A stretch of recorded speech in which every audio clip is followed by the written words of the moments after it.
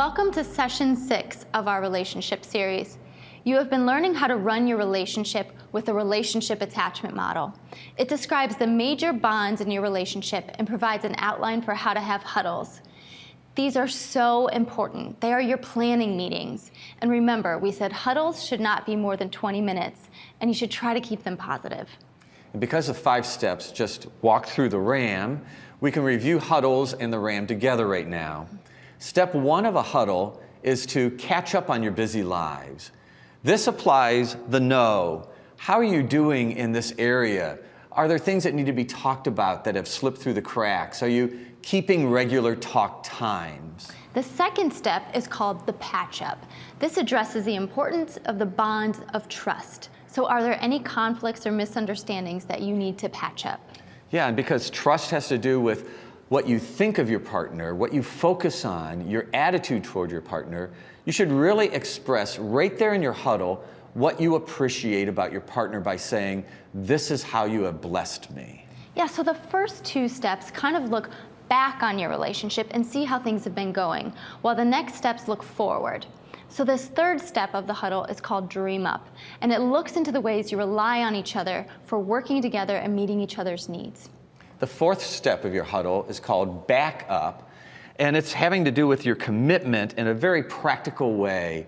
You are to look at your calendars, what things are coming up, and how can you best support each other. It really is the practicing and strengthening of your commitment in a very practical way. And finally, the 5th step of your huddle is called Build Up, and it has to do with how you specifically are doing in your physical relationship. How are you showing your love, your affection? How are you doing in your sexual intimacy? And even though some of this was talked through in the Dream Up step, your physical and sexual closeness is really so important, and it is so good to be comfortable with talking openly about this area of your relationship.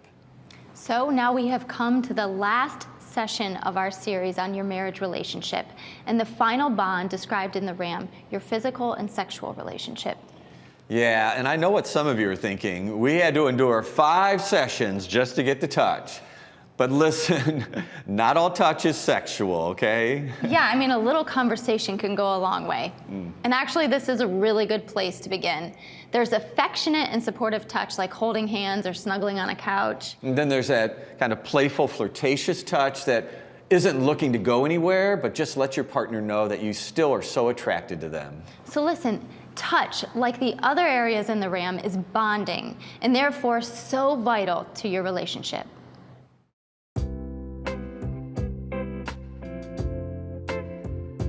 So I go over to her house. It's the first time I'm there. I'm wearing these green corduroy pants, and she's got her hand on my leg, and she's going, "Oh, these feel really nice." And I'm thinking, okay, that was. Yeah. Edit that. Yeah, you'd want to edit that. When she's washing the dishes, I'll approach behind her and give her a kiss on the cheek, or whisper silly things in her ear, like really silly things in her ear. Just being dumb, but it's funny. She likes it, especially if it's more of a public display. So if I put my arm around her, if we're walking somewhere, that means a lot to her that, I'm thinking about her, and that's kind of our flirtatious thing. This is affectionate touch for her. She like going up the stairs, she likes to like poke me in the butt, going up the stairs. So oftentimes if I'm not in the mood for that, I have to be like, "No, you go first up the stairs," and we argue about who's gonna go first.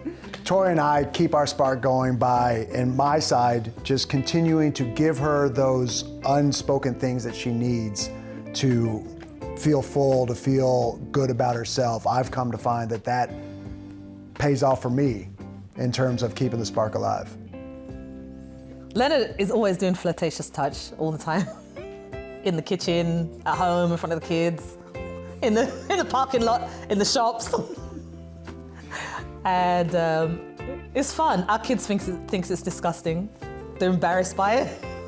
Now, when our children were small, Lynn had read somewhere this idea of scheduling times of intimacy, and we did exactly that. We had, well, Tuesday and Saturday night actually, but.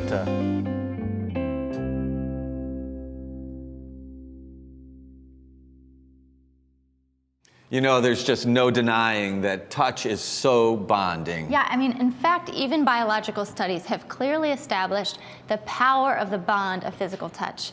For example, there's this chemical in the brain called oxytocin that's released during physical touch that generates emotional bonding. Yeah, you're so right about that. The original studies on oxytocin were related to birthing.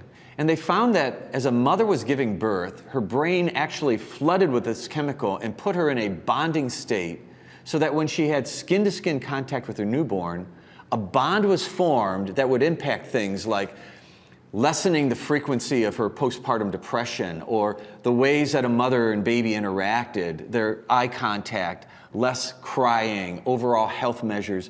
This really changed hospital practices for delivering babies across the world. Yeah, I mean, they used to just kind of deliver the baby and whisk him away without any interaction with the mother. Now many hospitals have adopted the practice of laying the baby on the mother's chest so they're able to be together for hours, skin to skin.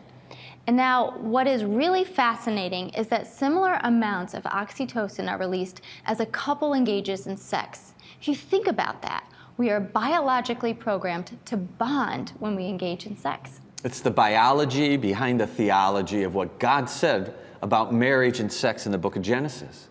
A man should leave his father and mother and cleave to his wife, and the two become one flesh.